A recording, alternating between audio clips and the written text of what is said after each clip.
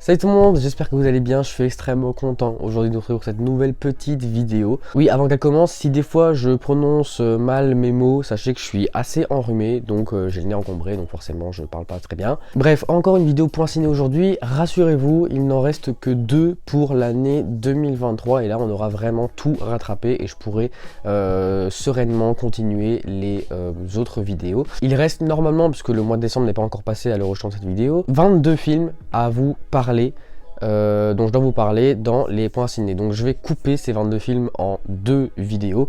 Aujourd'hui on va parler des films du mois de mars jusqu'au mois de juillet 2023 et on fera le mois d'août jusqu'au mois de décembre dans la prochaine vidéo. Donc 11 films dans chaque vidéo, je vais donc essayer d'être un peu plus concis pour pas que la vidéo soit trop longue déjà pour vous et pour pas que le montage soit trop dur pour moi et surtout pour mon PC. Aujourd'hui du très lourd, des films dont vous avez certainement entendu parler, que vous avez probablement vu et donc c'est parti. Donc il y a quand même 11 films, je vous mets quand même le timecode dans le bas encore une fois comme d'habitude. S'il y a des films qui vous intéressent moins, bah voilà, vous pouvez switcher, vous pouvez directement avancer aux films qui vous intéressent plus. Et on commence directement avec la suite d'un film dont je vous ai déjà parlé dans un point ciné. Il est sorti il y a un peu plus d'un an et demi je crois, au moment où ce film là est sorti.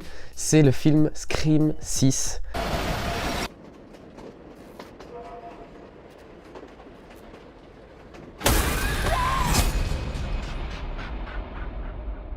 On y suit les aventures des survivants de Scream 5 et ils quittent la fameuse ville dans laquelle se déroulent tous les films Scream, donc Woodsboro, pour s'installer à New York. Et donc le film se déroule à New York et bien évidemment Ghostface les a suivis. C'est donc, comme son nom l'indique, le 6e opus de la saga Scream et forcément la suite directe de Scream 5 sorti en 2022, 15 mois plus tôt. C'est également le 6e film des 2 réalisateurs, à savoir Matt Bettinelli-Olpin et Tyler Gillett, qui sont également les 2 réalisateurs du 5e film. Comme je l'ai dit plus tôt, on suit les aventures des personnages du film d'avant, en tout cas ceux qui ne sont pas morts, parmi lesquels, je me souviens plus des noms des personnages, mais par exemple le personnage joué par Jenna Ortega et l'actrice qui joue sa sœur, je me souviens plus de son nom encore une fois, désolé. D'ailleurs les 2 ne seront pas dans Scream 7, l'une parce qu'elle a plus envie, c'est Jenna Ortega, et l'autre parce qu'elle a tenu des propos qui ont dérangé sur le conflit israélo-palestinien. Mais perso j'aime bien ce casting, je trouve les 2 actrices assez sympas, les autres acteurs sont pas mal non plus, enfin voilà, sans plus forcément, mais je trouve que le casting marche bien. Je trouvais les scènes de Scream 5, les scènes de tuerie pas mal, franchement, digne d'un bon film Scream. Ici je trouve qu'on est encore sur un niveau au-dessus, ça fait vraiment pas peur, mais c'est très dérangeant à voir, c'est très difficile à voir, dont une scène dont je me rappelle, la scène avec la poutre, les fenêtres, enfin bon, vous savez de quelle scène je parle, celle-là franchement elle est hardcore. J'ai trouvé que le film faisait peur, c'était très divertissant, comme un Scream normal, j'ai envie de dire, comme le Scream 5, comme le premier Scream forcément, même si là on bat tous les niveaux forcément. Voilà, ça divertit, ça fait peur, bref c'est tout ce qu'on demande dans un film d'horreur, c'est tout ce qu'on demande dans un film de la saga Scream, donc à ce niveau-là, rien à dire. Les trucs qui m'ont dérangé par contre, déjà c'est vraiment presque une copie conforme du 5e film. C'est bon, forcément c'est les mêmes personnages, ça à la limite c'est pas très grave, mais il se passe plus ou moins les mêmes trucs, c'est les mêmes mécaniques qui sont utilisées, c'est la même fin plus ou moins, donc ouais, je sais pas trop quoi en penser, c'est vraiment la même chose que le 5 mais avec 2-3 détails qui diffèrent forcément pour avoir un autre film. Bon, ouais. Le film est assez fade, il n'y a pas de réalisation hyper prononcée, niveau des musiques, il n'y en a aucune qui reste en tête, bref. À ce niveau-là, c'est pas très intéressant. Après, c'est pas étonnant quand tu sais que le film est sorti 15 mois après Scream 5. C'est quand même très court comme délai. Dès que Scream 5 est sorti, on a su qu'ils allaient faire un 6 et on l'a eu hyper vite, hyper tôt, je trouve. Beaucoup trop tôt, du coup, au final. Enfin, beaucoup trop tôt. Trop tôt. Ils auraient peut-être pu prendre un peu plus le temps de le travailler pour nous sortir un putain de film. Bon, malheureusement, ils nous ont sorti un film correct. Donc, voilà, c'est quand même bien. On continue à nouveau avec la suite d'un film qui lui est sorti en 2019 et qui fait partie d'un univers cinématographique qui va bientôt prendre fin, d'ailleurs un univers cinématographique qui se concentre sur des super-héros. Bien évidemment je parle du DC Extended Universe avec le film Shazam, la rage des dieux.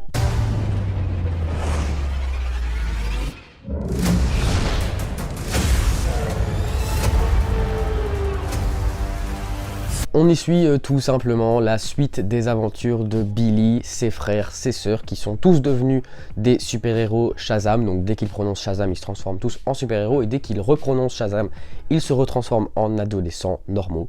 Voilà, bref, c'est la suite des aventures, il n'y a pas grand chose à dire au final, hein. C'est donc, comme son nom l'indique, la suite du film Shazam qui est sorti en 2019, qui était, il me semble, le 7e film du DCEU. Ici on est sur le 12e film du DCEU et du coup du Snyderverse, puisque quand je dis le DCU va disparaître, c'est pas vraiment ça, c'est la Snyderverse qui est une saga, on va dire, un peu comme la Infinity Saga dans le MCU, qui va elle prendre fin. Et c'est une autre saga qui va, il me semble, démarrer après le 2e film Aquaman.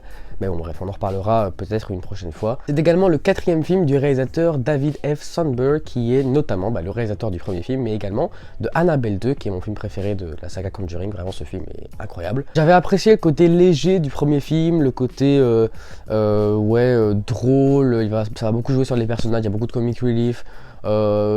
C'est plus un film, c'est plus une comédie qu'autre chose. C'est pas du tout comme Zack Snyder's Justice League, où là c'est un film de super-héros hyper épique, hyper sérieux. Là c'est beaucoup plus léger. J'avais beaucoup apprécié ça dans le premier film, mais ici c'est plus ou moins la même chose, hein. C'est le même réalisateur, c'est les mêmes personnages, voilà, c'est toujours aussi léger, c'est toujours aussi amusant, c'est divertissant, voilà, c'est drôle.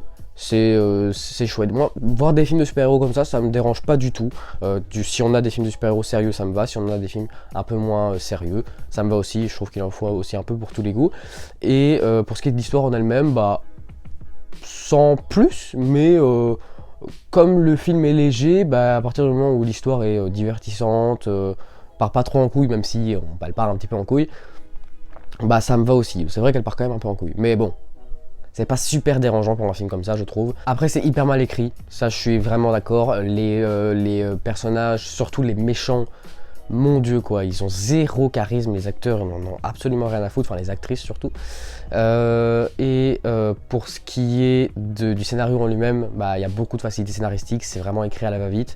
Voilà, il n'y a pas beaucoup d'efforts, c'est un peu gênant, mais encore une fois, pour un film de genre, je trouve pas que ce soit si gênant que ça. Après, voilà, j'ai pas eu l'impression en regardant le film de voir un bon film, mais un film de super-héros sympa, léger, divertissant. Voilà, tout simplement. Mais bon, est-ce que ça suffit? Est-ce que ce genre de film suffise à sauver le DCU? Non, clairement pas. On continue avec un film qui est en fait la première partie d'un film en 2 parties. La deuxième partie va sortir dans quelques semaines, il me semble, à l'heure où je tourne cette vidéo. Un film français, d'ailleurs, qui change des comédies qu'on a tout le temps. C'est Les Trois Mousquetaires d'Artagnan.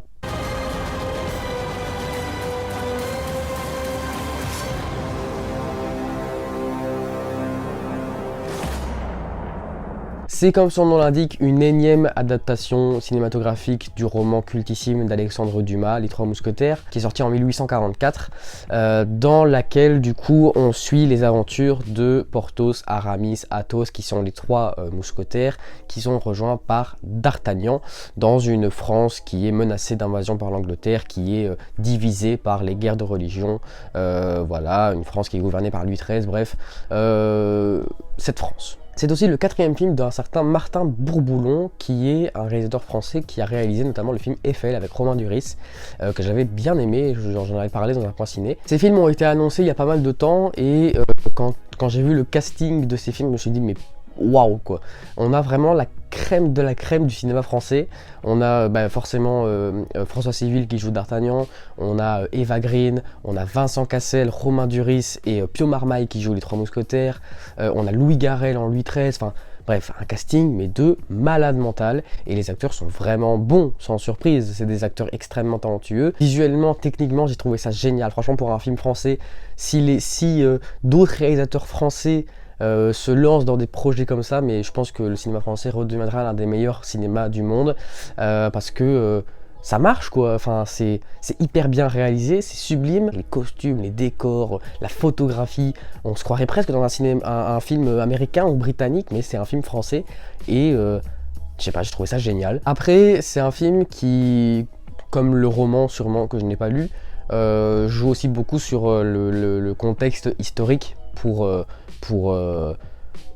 implanter, on va dire, son histoire. Et à ce niveau-là, bon, il y a des petites explications au début, mais c'est assez flou, je trouve. On n'a pas vraiment de grandes explications sur ça. On sait que ça se déroule il y a quelques centaines d'années, on sait que c'est Louis XIII qui dirige la France, mais voilà, pour moi ça restait assez flou, et je trouve que si on avait eu plus de mise en contexte historique, on aurait encore mieux pu suivre l'œuvre dans son intégralité. C'était divertissant mais sans plus. L'intrigue aussi était assez floue. C'était pas très clair, on comprend pas trop ce qu'ils veulent faire. Et c'est assez dommage. En fait, c'est un film qui repose tout sur son aspect esthétique et sur ses acteurs. Niveau de l'histoire, en tout cas, j'ai trouvé que c'était pas non plus dinguissime, quoi. J'espère qu'à ce niveau-là, ce sera beaucoup mieux dans la suite, qui sera quand même la conclusion, hein, je pense, de ces deux films, du coup. Après, ça reste un bon film français, et j'encourage tous les réalisateurs français à se lancer dans ce genre de projet, parce que le cinéma français devient tellement chiant que si on a des films comme ça tous les ans, moi ça me va. On repart du côté des blockbusters américains avec un film qui a été annoncé il y a pas mal de temps aussi, dont j'ai été surpris, pas du film en lui-même, mais de l'annonce. Ça m'a surpris, un film comme ça. C'est le film Donjons et Dragons, l'honneur des voleurs. We'll be ready.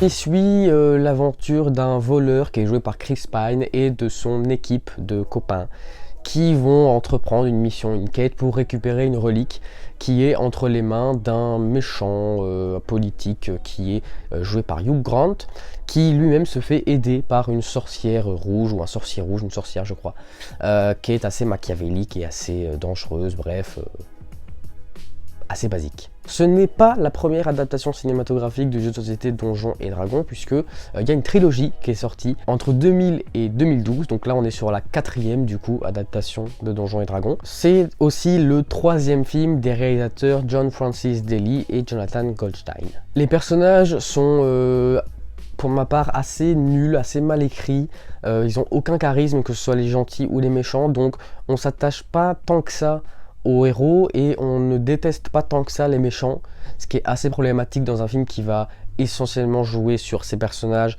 qui sont censés être une grande force dans le scénario, quand même, quand tu vois à quel point ils sont censés être hauts en couleur et grandiloquents. John Francis Daly et Jonathan Goldstein proposent une mise en scène pseudo-comique qui, à mes yeux, casse trop souvent le rythme du film. Pour moi, un film comme ça, un blockbuster d'aventure, ça doit avoir un rythme mais parfait du début à la fin, pour une histoire qui est à partir du moment où tu peux décrocher de l'histoire, puisque c'est quand même un truc assez spécial, hein, l'univers de Donjons et Dragons. Si ton film n'est pas parfait niveau du rythme, ton spectateur, tu vas le perdre à un moment et c'est fini, tu le retrouveras plus. Et malheureusement, c'est un peu ce que j'ai ressenti dans le film, c'est que la mise en scène casse trop le rythme du film, et t'as trop de moments, t'as trop de temps mort, et pour une histoire aussi spéciale, c'est pas bon. Mais ça passe assez vite, je pense que le film est pas super long, et ça reste assez divertissant quand t'enlèves ces temps morts, c'est divertissant, la fin est assez cool, le film est visuellement parfait, hein, ça à ce niveau-là il n'y a rien à dire, les musiques sont géniales aussi, il me semble que le générique de fin c'est Mylène Farmer qui fait la chanson, ça c'est assez surprenant, et non franchement les musiques sont vraiment sympas, sont très entraînantes, donc c'est un film, voilà, c'est pas un film à voir, mais pourquoi pas une petite soirée devant ça, mais encore une fois ça casse pas trois pattes à un canard, c'est pas un mauvais film de divertissement, mais c'est pas non plus le film de l'année. J'en attendais un peu plus vu le casting. On poursuit la tradition avec un film du MCU dans chaque point ciné. Je sais pas s'il y a un film du MCU dans chaque point ciné, mais ça doit pas être très loin, hein. Bien évidemment, la suite du MCU, je vous ai parlé de Black Panther 2, je vous ai parlé de Ant-Man et la Guêpe Quantumania. Aujourd'hui on va parler donc de la suite, c'est-à-dire Les Gardiens de la Galaxie volume 3. Into the forever and beautiful sky.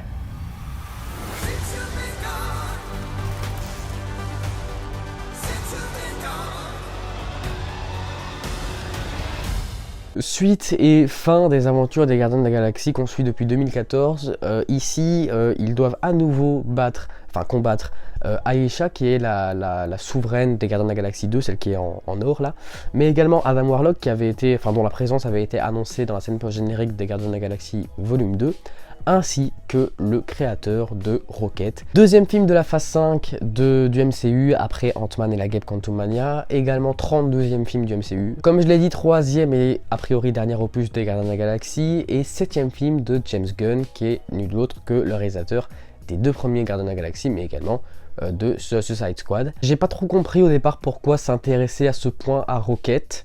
Pourquoi Rocket et pas quelqu'un d'autre. C'est vrai que c'est assez dommage au final de ne pas s'être concentré sur le passé d'un personnage, d'un gardien dans le premier ou le deuxième film. Forcément on s'intéresse au passé de Peter, mais c'est normal, c'est le personnage principal. Et dans le troisième on s'attarde vraiment à l'histoire de Rocket. Et c'est vrai que à côté t'as Drax, t'as Mantis, t'as même Gamora, même si on en sait quand même un peu plus sur elle, qui sont pas, enfin même Groot au final, qui sont pas du tout eux développés, et à côté t'as Rocket qui est développé à mort, donc c'est tout de Rocket dans ce film. C'est surprenant, mais au final ça marche quand même assez bien parce que c'est assez intéressant, t'as envie d'en savoir plus sur tes personnages préférés. Rocket c'est quand même un personnage relativement populaire dans le MCU, et le fait d'en savoir autant sur lui à la fin du film, c'est assez cool. Le reste du film, c'est sans surprise, hein. C'est les acteurs, des bons acteurs, parce que c'est un super casting, hein. Les Gardiens de la Galaxie, c'est des acteurs incroyables.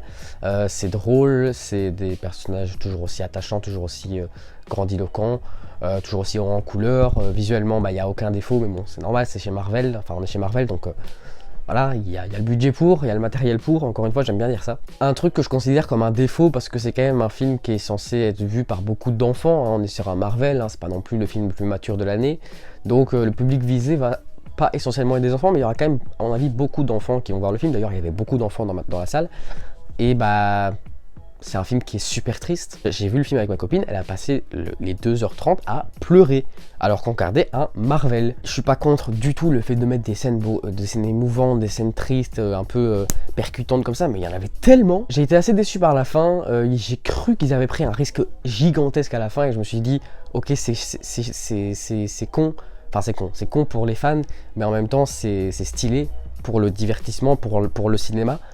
Et au final, pas du tout, il y a vraiment zéro risque. C'est un Marvel, c'est un bon Marvel, c'est un bon film des Gardiens de la Galaxie, mais encore une fois, c'est trop triste, la fin est bâclée, et le reste, c'est bon, mais c'est pas surprenant. Je vous ai parlé il y a quelques minutes de Shazam 2, la rage des dieux, qui est donc le 12e film du DCU. On va parler aujourd'hui, maintenant, du 13e film du DCU, c'est-à-dire The Flash.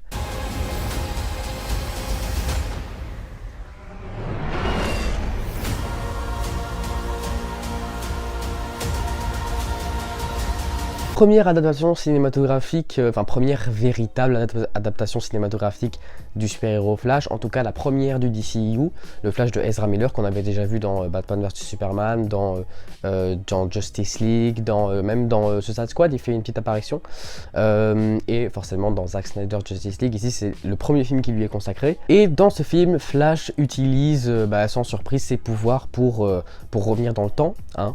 C'est un peu ce qu'on retrouve dans la plupart des comics Flash et dans même la série. Donc il remonte dans le temps pour changer un petit truc, sauf qu'il se retrouve prisonnier d'une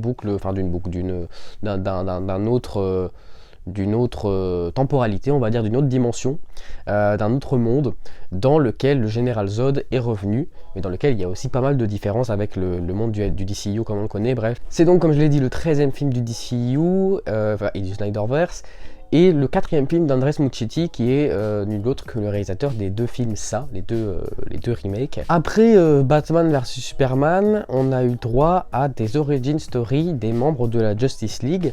On a eu un film sur Wonder Woman en 2017 qui était une vraie origin story, on apprenait des choses sur Diana. Puis en 2018 sur Aquaman, pareil, on apprend des choses sur lui, c'est super, c'est une origin story. Là je m'attendais donc à une origin story, parce que c'est un film sur Flash. On est plus sur un film qui va aborder des thématiques qui sont propres à l'univers de Flash, mais on n'apprend pas tant de choses sur Flash. On sait que sa mère est morte de machin, mais bon, ça on le savait, hein. On le savait très clairement. C'est comme dire que les parents de Batman sont morts.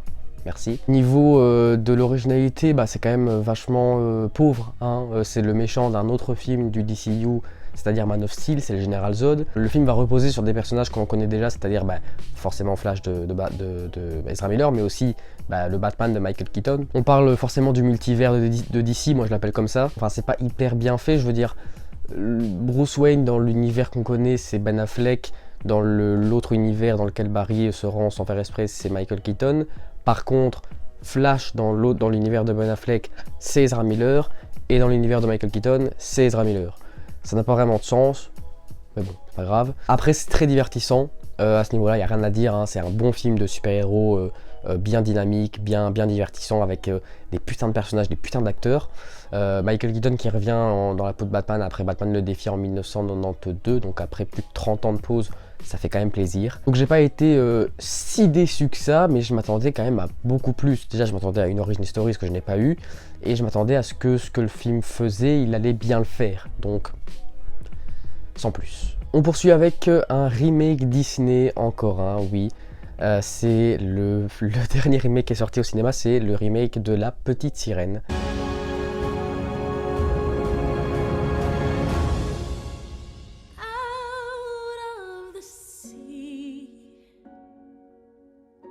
L'histoire, vous la connaissez, c'est exactement la même que celle du dessin animé de 1989. Ariel, qui est une sirène et la fille du roi Triton, veut aller sur Terre avec les humains car elle est tombée amoureuse d'un humain, le prince Eric. Sauf que son père ne veut pas car il n'a pas du tout confiance en les humains. La petite sirène, donc Ariel, rencontre Ursula qui va, en échange de sa voix, lui donner des jambes humaines. C'est le 21e remake d'un classique d'animation de Disney après Peter Pan et Wendy.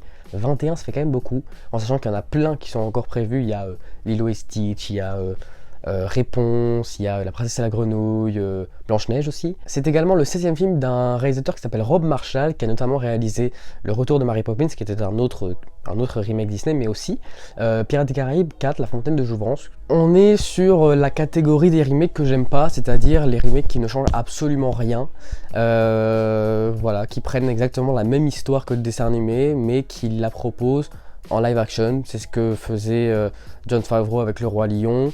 C'est ce que faisait Guy Ritchie avec Aladdin. Et bref, je suis pas fan de ces remakes-là. Je suis plus fan d'un remake comme Cruella, qui change beaucoup de Descendants dalmatiens, ou même de Peter et Elliot le Dragon. Voilà, ça c'était différent. Même Dumbo, ça change énormément. Bref, je vous ai déjà parlé des remakes Disney. Là, c'est vraiment exactement la même histoire. Et du coup, je trouve le film parfaitement inutile et le scénario vraiment bâclé en fait. Hein. Ils ont juste, en fait, il n'y a même pas de scénario. Ils ont juste pris le scénario du dessin animé et ils l'ont remis sur la table. Ils ont peut-être changé 2-3 trucs, mais bon, voilà. Maintenant, je trouve qu'on en a beaucoup fait. C'est vachement beau quand même. C'est un film en live action qui se déroule dans l'océan, donc niveau des couleurs, niveau de la photographie, c'est quand même assez intéressant et c'est bien fait, les effets spéciaux sont bien faits.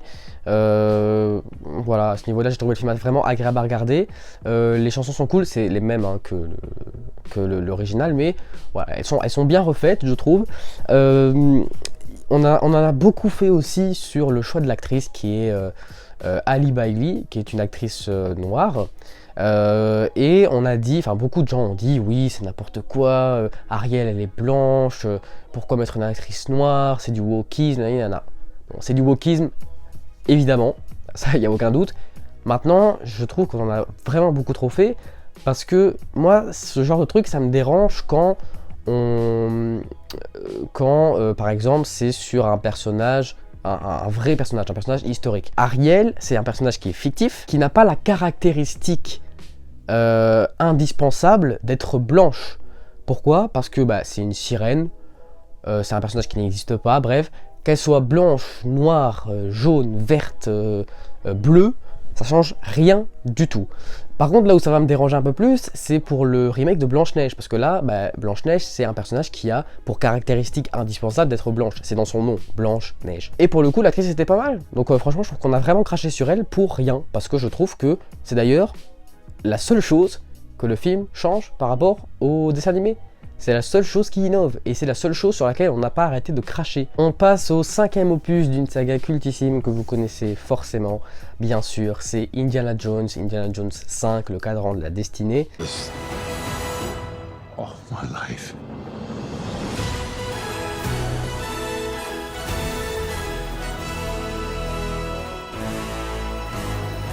Indiana Jones reçoit la visite de sa filleule Helena Shaw qui convoite un artefact qui n'est autre que le cadran d'Archimède qui permettrait, selon la légende, de localiser les fissures temporelles. Et lorsqu'elle le découvre, eh bien, elle le vole et s'enfuit, ce qui force Indiana à se lancer à sa poursuite. C'est donc, comme je l'ai dit, le 5e opus des aventures d'Indiana Jones, après Les Aventuriers de l'Arche perdue en 1981, Le Temple maudit en 1984, La Dernière Croisade en 1989 et Le Royaume du Crâne de Cristal en 2008. Les 4 films étaient réalisés par Steven Spielberg. Ici, c'est le premier film Indiana Jones qui n'est pas réalisé par Steven Spielberg, mais par James Mangold, qui n'est autre que le réalisateur de Wolverine, de Logan, enfin de Wolverine 2, de Logan, de Identity. Très bon film. Perso, j'aime beaucoup les 4 premiers films Indiana Jones. Et ce qu'on retrouve dans tous les Indiana Jones, et qu'on a du coup l'impression de devoir retrouver dans n'importe quel film Indiana Jones, eh bien on le retrouve ici. C'est-à-dire forcément Harrison Ford, une jeune femme charismatique, un petit garçon naïf, mais quand même assez intelligent et utile à l'histoire, un méchant charismatique aussi, un objet légendaire, rare, machin à trouver, bref. C'est un film Indiana Jones par excellence. Forcément, le bon entraîne le mauvais, puisque oui, c'est un Indiana Jones comme on a envie de voir, mais en même temps, c'est un Indiana Jones comme on a toujours vu. Donc, en sachant que c'est un autre réalisateur, je pensais qu'il allait prendre peut-être un peu plus de liberté et peut-être essayer d'apporter quelque chose de nouveau à Indiana Jones. Il l'a un peu fait dans le dernier acte du film avec les failles temporelles, mais ça marche pas du tout pour moi. C'est beaucoup trop surnaturel, beaucoup trop science-fiction et ça n'a rien à faire dans un film Indiana Jones. Mais ça fait quand même plaisir pour un fan de cinéma de revoir Harrison Ford dans la peau d'Indiana Jones, de réécouter les musiques de John Williams, de revoir un film Indiana Jones, tout simplement, même si le film est loin d'être parfait, même s'il y a beaucoup de défauts que je viens de citer. Voilà, ça fait quand même plaisir, mais je m'attendais à plus. J'attendais à une qualité pareille que les 4 premiers, et malheureusement j'ai eu un film un peu moins bon. Mais ça m'a pas tant surpris que ça, parce que voilà, il n'y a pas Spielberg, c'est un film qui est fait surtout pour les fans, il n'y a pas vraiment d'intérêt à faire un 5e film, c'était quand même sympa. Je dois encore vous parler de 3 films dans cette vidéo, et ça tombe bien puisque ce sont les 3 meilleurs films de cette liste. Pour ce film-là, on va parler donc d'un film d'animation de Sony, qui est la suite d'un film sorti en 2018. Bon, vous savez très bien de quel film je parle bien sûr de Spider-Man Across the Spider-Verse.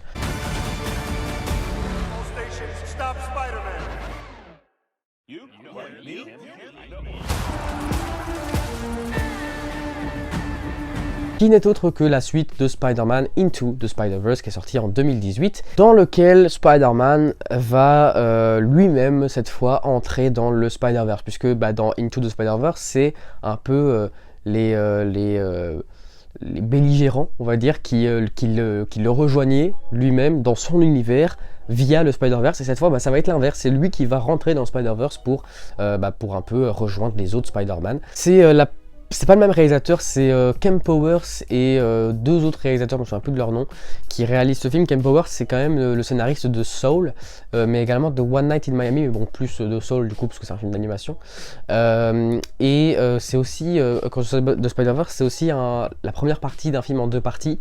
La deuxième partie sortira prochainement et s'appellera Spider-Man Beyond the Spider-Verse. Mais bref, on revient au film qui est donc aussi bon pour moi que le premier, que ce soit au niveau de l'animation, c'est juste magnifique. Je trouvais que le premier film réinventait l'animation, faisait quelque chose qu'on n'avait jamais vu, et le deuxième fait pareil, pas pareil parce que on l'a déjà vu dans le premier film, mais je trouve l'animation toujours aussi belle et toujours aussi originale. Il y a un plus gros travail des couleurs dans ce deuxième film, puisque comme il va explorer d'autres univers, forcément niveau des couleurs ça va être plus intéressant, puisque dans le premier film il restait dans son univers à lui à Brooklyn, donc voilà, il n'y avait pas non plus de photographie hyper intéressante à travailler, alors que là, il y a beaucoup de choses à explorer. Le premier opus était peut-être un peu plus Spider-Man que Spider-Verse. Là, on est sur un film très Spider-Verse et un peu moins Spider-Man. L'histoire est peut-être un peu moins légère, un peu moins facile plutôt à comprendre. Et c'est pour ça que je préfère peut-être quand même l'histoire du premier film. Mais voilà, on est quand même sur des personnages toujours aussi attachants. Miles Morales est toujours aussi attachant. On adore suivre ses aventures. Bref, un super film d'animation, un super film Spider-Man. Peut-être un moins bon film Spider-Man que le premier film en 2018. Mais quand même un bon film de super-héros, ça c'est sûr. Et un super film d'animation. Bref. c'est dans la même lignée que le premier film et j'espère que le troisième sera tout aussi bon. Et maintenant, avec les 2 derniers films, on rentre dans, je pense, les 2 films les plus attendus de l'année, si bien qu'ils sont sortis le même jour et qu'il y a eu pendant des semaines et des semaines une putain de concurrence, même avant la sortie de ces 2 films. Pour commencer, on va parler du film Oppenheimer de Christopher Nolan. 8,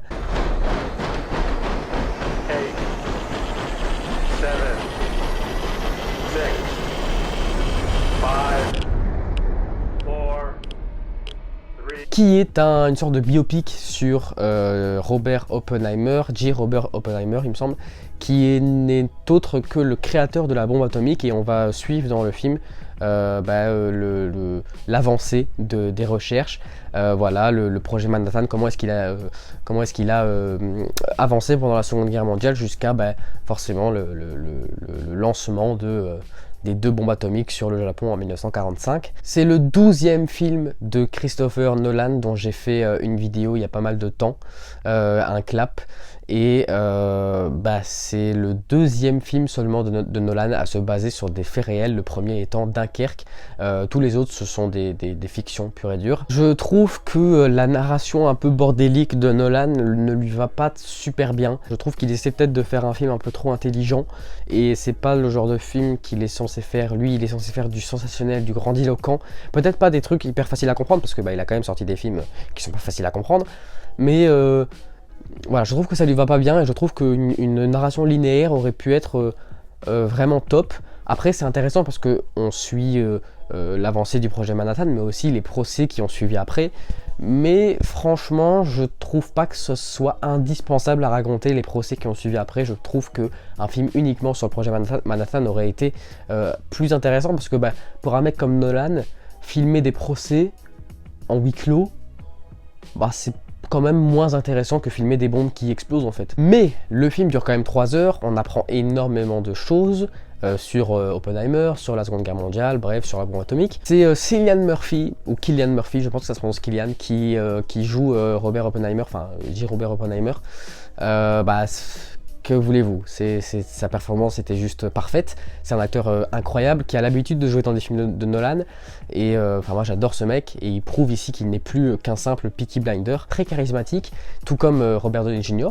Qui joue dans le film, qui joue un peu le méchant, on va dire, entre guillemets. On est sur un vrai Nolan dans la mise en scène, dans la musique de Hans Zimmer qui est déjà culte, qui tourne partout sur TikTok, sur les réseaux, la musique d'Oppenheimer. Et ouais, non, sa mise en scène est parfaite. C'est forcément un film qui est fait pour lui, un film avec des bombes qui explosent, forcément c'est fait pour lui, et en plus des personnages à développer. Non, franchement ça lui va très très bien à ce niveau-là, et ouais, sans surprise, c'était un film épique qui prenait aux tripes, surtout certaines scènes. C'est pas le meilleur film de Nolan, mais c'était un putain de film quand même. Et on termine, vous l'aurez compris, avec un autre film qui est sorti le même jour que Oppenheimer et qui lui a fait un peu la concurrence, un film totalement différent. Je pense que c'est ça aussi qui a poussé les gens à les faire s'affronter, puisqu'ils sont tellement différents, tellement incomparables, que ça en devenait drôle. C'est le film Barbie de Greta Gerwig. Humans only have one ending. Get that Barbie! Ideas live forever. On y suit Barbie, tout simplement, qui vit à Barbieland avec toutes les autres Barbie et tous les autres Ken. Barbie qui va se rendre compte, malheureusement, qu'elle n'est plus une Barbie parfaite. Et pour essayer de remédier à ça, elle va se rendre dans le monde des humains. C'est le 4e film de Greta Gerwig, qui a notamment réalisé Lady Bird avec Saoirse Ronan, mais aussi Les filles du Dr March avec également Saoirse Ronan. Et c'est le 14e plus gros succès du box-office mondial à l'heure actuelle de l'histoire du cinéma. Voilà, c'est quand même assez fou. Ce que j'ai trouvé vachement surprenant et vachement intéressant, c'est que le film lui-même, qui est censé servir la marque Barbie, dénonce, enfin en tout cas c'est ce que j'ai ressenti, dénonce tous les problèmes que que Barbie a apporté à la société. Le fait que certaines femmes ne se sentaient pas très bien dans leur peau, puisque Barbie c'est à la base une poupée parfaite avec des belles jambes, une belle chevelure blonde, une belle femme, etc. Donc Barbie n'a pas apporté que du bon à la société et le film dénonce ça et c'est assez cool. Le film est visuellement assez simple, mais enfin pour ce qui est des scènes qui se déroulent dans notre monde à nous et dans le monde de Barbieland, c'est assez drôle, c'est très coloré, c'est très superficiel, mais voilà, c'est ce qu'on a envie de voir quand on regarde un film Barbie. On n'a pas envie de voir quelque chose de réaliste, donc ça marche très bien. Les acteurs sont géniaux, le casting est fou. Ken est joué par Ryan Gosling, qui a l'habitude de jouer le beau gosse sérieux, pas très amusant, et là il joue un mec pas très crédible, ce qui lui change beaucoup et ça lui va bien. Il y a aussi forcément du côté de Barbie Margot Robbie qui est extraordinaire comme d'habitude. Enfin cette meuf est incroyable. J'ai juste pas trop compris le message qu'a essayé d'apporter le film d'un point de vue féministe. Je vais spoiler un petit peu malheureusement, mais si vous voulez pas écouter, vous avez qu'à passer. Le monde de Barbie à la base est un monde qui est gouverné entre guillemets par des femmes et dans lequel les Ken sont un peu moins importants d'un point de vue hiérarchique. Dans notre monde à nous, c'est l'inverse, hein, c'est vraiment les hommes qui sont un peu plus au pouvoir que les femmes qui elles sont, même si c'est un peu moins le cas qu'avant, hiérarchiquement un peu inférieurs, on va pas se mentir, hein, on va pas faire les mecs. La situation s'inverse dans le monde de Barbie, c'est les Ken qui prennent le dessus et les Barbie qui deviennent un peu comme chez nous, le bas, entre guillemets, hein, je parle très simplement, et bon, vous comprenez ce que je veux dire, et les Barbie veulent tout faire pour changer ça. Voilà, elles trouvent que c'est pas normal que les hommes prennent le dessus et elles veulent elles-mêmes reprendre le dessus sur le monde des Barbie. Sauf que ce changement des hommes qui reprennent le pouvoir dans le monde de Barbie, c'est un changement qu'on peut voir aussi dans notre monde à nous, c'est-à-dire que les femmes vont pas reprendre le pouvoir, mais ça se stabilise, ça s'équilibre, et c'est cool. Mais du coup, comme les Barbie dans le monde de Barbie, elles veulent reprendre le pouvoir, qu'est-ce qu'on doit comprendre? Est-ce qu'on doit comprendre que nous, hommes, dans le vrai monde, on doit reprendre le pouvoir aussi? Bref, c'est un message qui est... c'est un message qui était censé être féministe à la base et qui est complètement flou, qui part complètement en couille, et je trouve que c'est hyper maladroit, en tout cas vraiment pas bien apporté. Mais à part ça, le film est tellement divertissant et tellement drôle et tellement léger, mais qui malgré tout a des messages intéressants. Voilà, c'est la fin de cette vidéo. Je suis à plus d'1 heure de rush malgré le fait que je voulais être concis. J'espère que la vidéo vous aura plu. On se retrouve dans quelques jours pour le dernier point ciné de l'année 2023. Vous inquiétez pas, il y a du lourd qui arrive, notamment, je vais vous le dire quand même, un clap sur David Fincher. D'ici là, je vous dis à très bientôt. Salut!